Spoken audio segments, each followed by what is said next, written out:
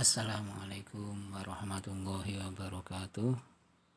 Bismillah, alhamdulillah, wassalatu wassalamu ala rasulillah, wala hawla wala quwata illa billahil aliyyil azim. Amma ba'du. Saudara sekalian, kita lanjutkan kuliah kita filsafat pendidikan Islam. Kalau kita kemarin sudah membahas tentang aliran filsafat pendidikan secara umum, ya. Pendidikan secara umum bukan pendidikan umum, tapi pendidikan secara umum, ya. Ada bedanya antara pendidikan umum dan pendidikan secara umum, ya. Kalau pendidikan umum ini dianalogikan dengan pendidikan non agamis, ya. Pendidikan non syar'i itu biasanya seperti itu pendidikan umum. Tapi kalau pendidikan secara umum itu berarti adalah nuansanya itu adalah meliputi seluruh aspek pendidikan, ya. Itu seperti itu. Nah, kita sekarang pada aliran filsafat pendidikan Islam, ya. Ingat bahwasanya aliran-aliran ini, ya, itu semuanya itu adalah baik. Sekali lagi, aliran-aliran ini semuanya baik, dan di dalam prakteknya kita memakai semuanya, ya, memakai semuanya. Nah, aliran filsafat pendidikan Islam ini itu lebih dititik beratkan pada historisnya saja. Historisnya itu maksudnya ada pada keadaan di mana suatu kebijakan pendidikan waktu itu diwarnai dengan kebutuhan di mana masyarakat itu sedang berlangsung, ya. Sehingga karena perubahan masyarakat terus berkembang, zaman terus berkembang, maka ada perubahan di dalam pemikirannya, ya. Nah, aliran-aliran ini terbagi menjadi 3, ya. Yang pertama adalah aliran konservatif. Inilah yang nanti akan kita bahas dalam sesi pertemuan ini.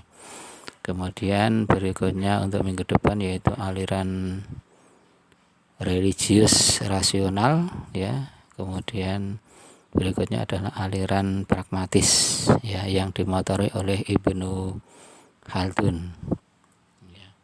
Itu kalian sambil membuka diktat, ya, kemudian diresapi, kemudian soal yang harus kalian kerjakan itu kalau biasanya ada di sesi akhir, tapi sekarang saya taruh di mana terserah saya, biar kalian tidak men-scroll, ya, tidak men-scroll yang biasanya kalian akan lakukan kan seperti ini, ya, di scroll, diambil yang akhir, ya, sehingga penjelasan di tengah-tengah ini tidak ngerti bagaimana tentang filsafat ini, ya. Padahal filsafat ini adalah yang melatar belakangi terhadap apa yang ada di dalam pendidikan dewasa ini, ya. Jadi sebuah hakikat yang harus menjadi bagian dari hidup kita itu, ya. Jadi aliran konservatif ini, ya, yang dipelopori oleh Imam Al-Ghazali, ya. Imam Al-Ghazali kita konsentrasi di sini.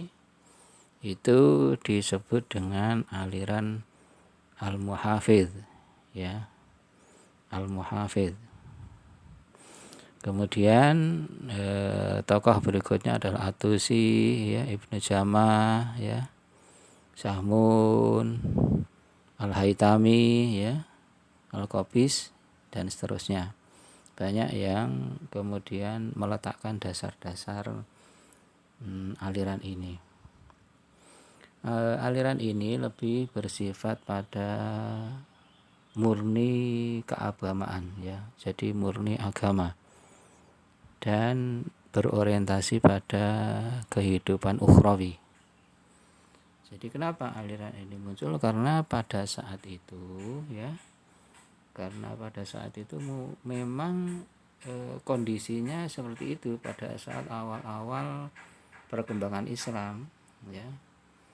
Itu memang kondisinya itu adalah menghendaki bahwasanya ilmu itu ya ilmu agama ya, ilmu syariat seperti itulah ya. Dan ilmu syariat inilah yang kemudian menjadi sebuah fenomena yang harus dikaji, yang harus kemudian dikuasai dan kemudian diamalkan oleh masyarakat Muslim waktu itu ya, karena ini merupakan awal-awal di dalam pertumbuhan Islam dan di dalam pengembangan pendidikan Islam ya. Itu. Nah, menurut Imam Al-Ghazali ilmu ini diklasifikasi ya menjadi dua bidang, yaitu ilmu syar'i ya dan ilmu ghairu syar'i ya. Jadi dilihat itu ilmu syar'i dan ilmu ghairu syar'i.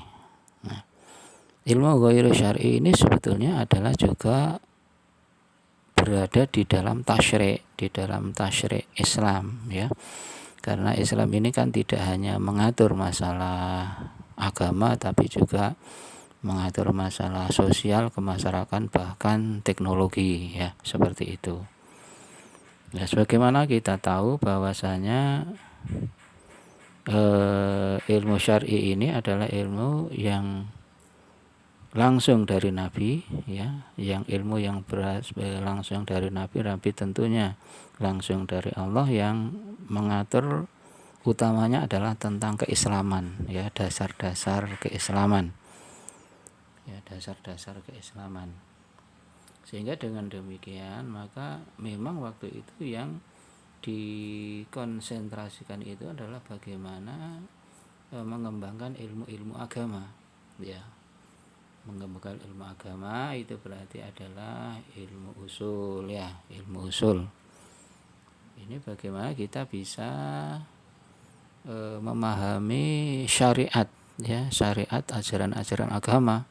Jadi memang waktu itu yang dibutuhkan, yang dikonsentrasikan. Bukan berarti ilmu yang lain terabaikan, tidak, tapi memang pembentukan tasyri' ini adalah diutamakan ya. Ini jadi awal-awal ini adalah al-muhafidz, dan ini harus benar-benar di save ya. Muhafidz itu artinya kan save ya. Artinya benar-benar dijaga, benar-benar dipelihara dan diperhatikan ya. Al-muhafidz ini aliran konservatif. Jadi ilmu-ilmu usul, ilmu ilmu furu' ya, ilmu muqaddimah ya, dan mutammimah, ilmu pelengkap ya, pengantar dan pelengkap ya. Jadi ini adalah yang termasuk dalam ilmu-ilmu syar'i. Nah, pelengkap itu banyak kitab-kitab, karya-karya yang kita kaji ya waktu di pesantren dulu ya. Jadi ada Sahih Bukhari, ada disyarah lagi ya, jadi disyarah lagi ya, namanya adalah Hasyiah ya. Jadi kitab matan begitu kan, kitab matan, kemudian ada syarahnya ya, ada syarahnya, diberi penjelasan lebih luas ya, kemudian disyarah lagi, syarahnya itu sudah tebal, disyarah lagi, namanya Hasyiah. Dan ini sungguh sangat pembahasannya ya, sungguh sangat luar biasa di dalam pengembangan narasinya dan penjabarannya. Ini perlu karena undang-undang itu sendiri kan harus ada penjelasannya. Bahkan penjelasan kadang-kadang itu kurang, ada harus bagaimana penerapan di aplikasinya, itu pun kadang-kadang multitafsir kan begitu ya. Nah, perlunya ilmu agama itu seperti itu ya, di dalam ilmu syar'i. Ya, asalnya matan, kemudian disyarahkan, kemudian dihasyiahkan seperti itu ya. Ilmu usul yang namanya ilmu pangkal ini sebetulnya bukan dari sisi merupakan kajian tersendiri ya, memang asalnya itu adalah usul ya, kemudian menjadi cabang-cabangnya, kemudian muqaddimah di dalam penyusunannya, kemudian menjadi pelengkapnya. Ya, ini adalah ilmu syar'i. Ilmu syar'i lebih apa? Lebih berkonsentrasi pada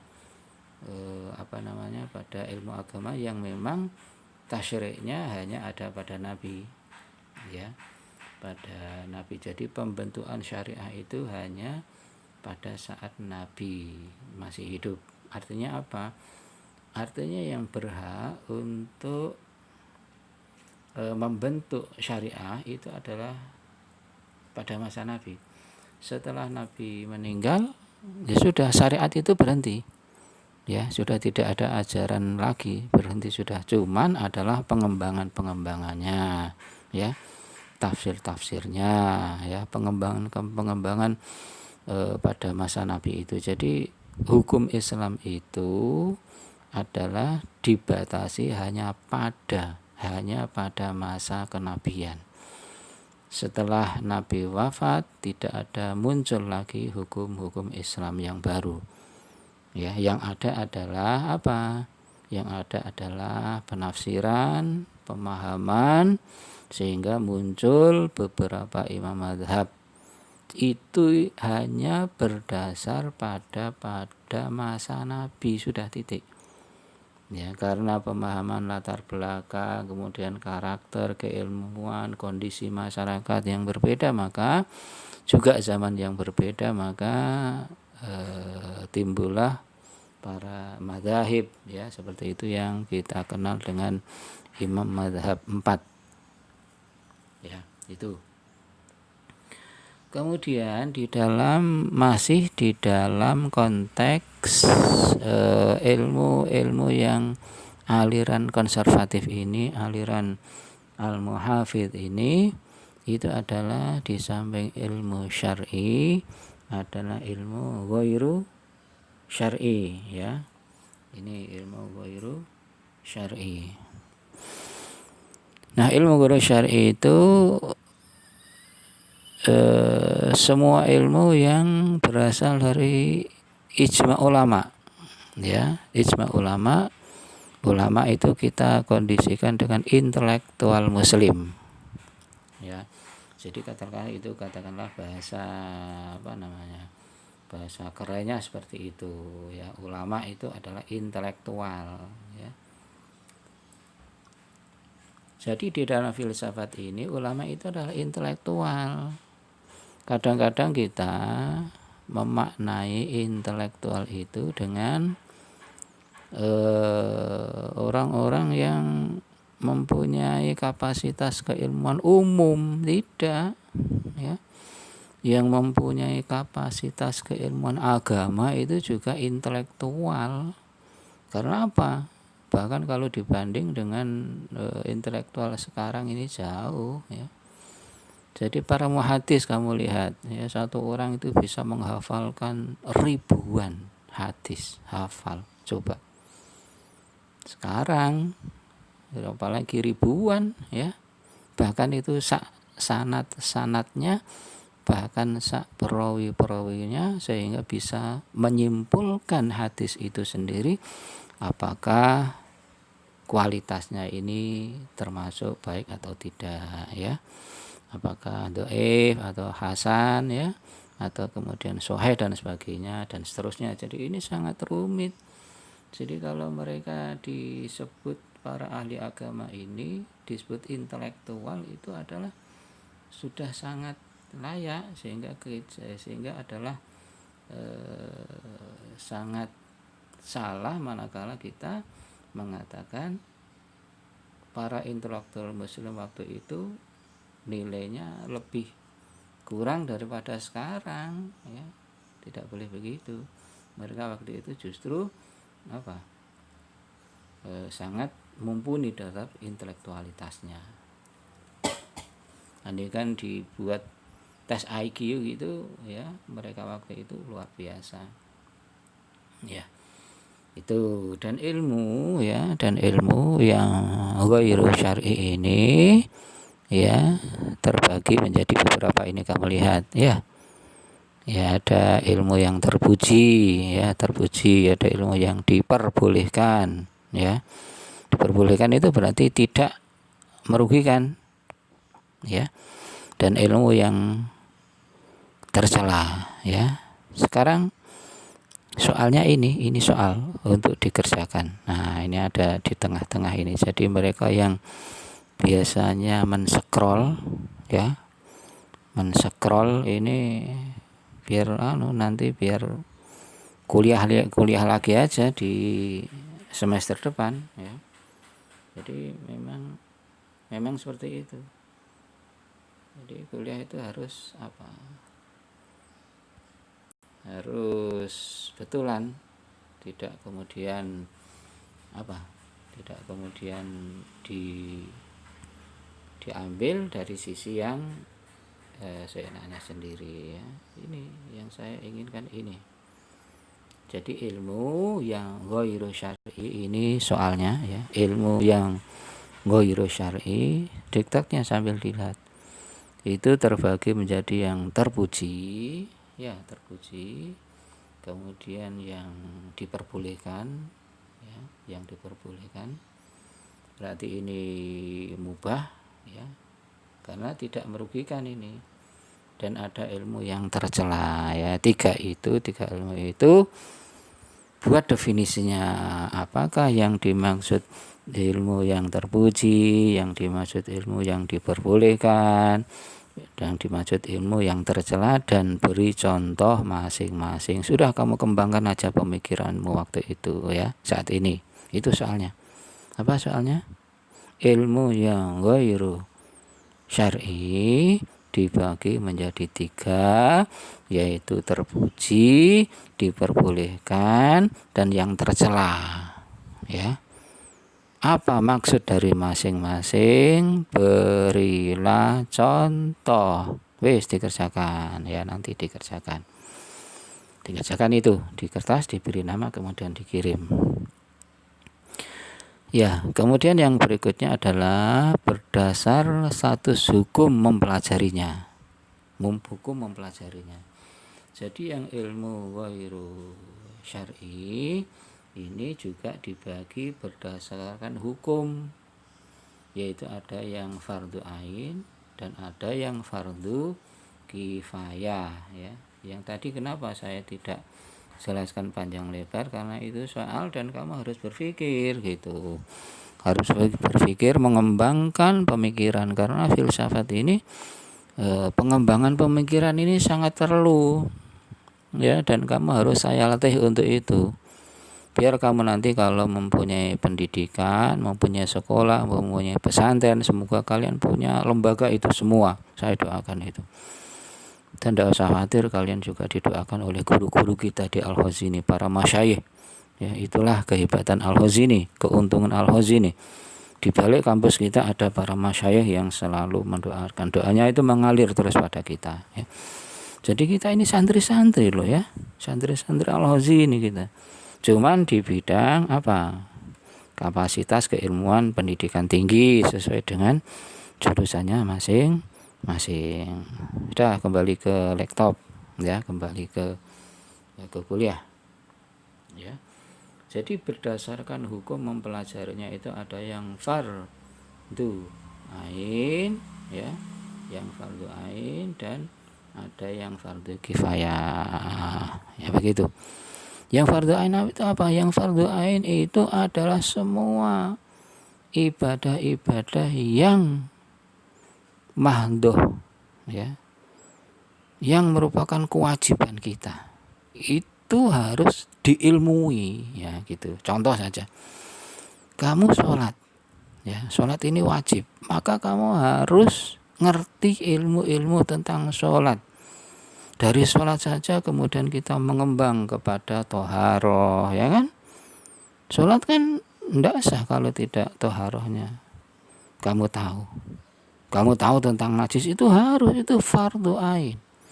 Artinya berarti apa? Belajar fikih itu hukumnya wajib. Karena sahnya kita ibadah adalah karena fikih, maka belajar fikih itu wajib. Ma la yatimul wajib illa bihi fahuwa wajibun. Itu kaidahnya, ya. Ma la yatimul wajib. Ya, ma itu ma li syai', bukan ma nafi, bukan ma istifham. Jadi semuanya apapun itu ma la yatimul wajib illa bihi fahuwa wajib. Itu loh. Ini filsafat ini. Ya, diresapi. Apa-apa yang ketika wajib, sebuah kewajiban itu tidak sempurna kalau tidak ada sesuatu itu, maka sesuatu itu hukumnya juga wajib. Ini loh. Jadi contoh kita sholat ini tidak bisa sempurna kalau tidak ada sesuatu ini, maka sesuatu ini itu hukumnya juga wajib. Ya, kamu sholat itu wajib, ya. Dan sholat itu ada toharoh, ya. Toharoh itu juga meliputi tentang tentang hadas kecil, hadas besar, bahkan macam-macam najis. Lah nek melaksanakan ibadah ndak ngerti wajib ini dan sebagainya, ndak ngerti najis dan sebagainya, terus ya apa terusan ibadahmu itu maksudnya, ya. Itu adalah ilmu yang fardu ain. Jadi kalian harus belajar ilmu fikih, belajar tauhid. Ya. Bagaimana kemudian akidah keimanan kita itu bisa kuat kalau kita tidak belajar tauhid? Bagaimana kita mengerti tentang nabi-nabi, para malaikat. Malaikat itu apa? Nabi itu apa? Rasul itu apa? Ya. Dan semua yang berkaitan dengan itu, ya. Itu fardu ain. Dan ada yang fardu kifayah, ya. Fardu kifayah. Ini sebetulnya ilmu agama, ya. Jadi ilmu umum itu juga dari ilmu agama. Ya. Contohnya saja di bidang kedokteran ini, contoh ekstrim ini, ya, di bidang kedokteran. Bagaimana masa kita kemudian harus berobat pada orang-orang kafir?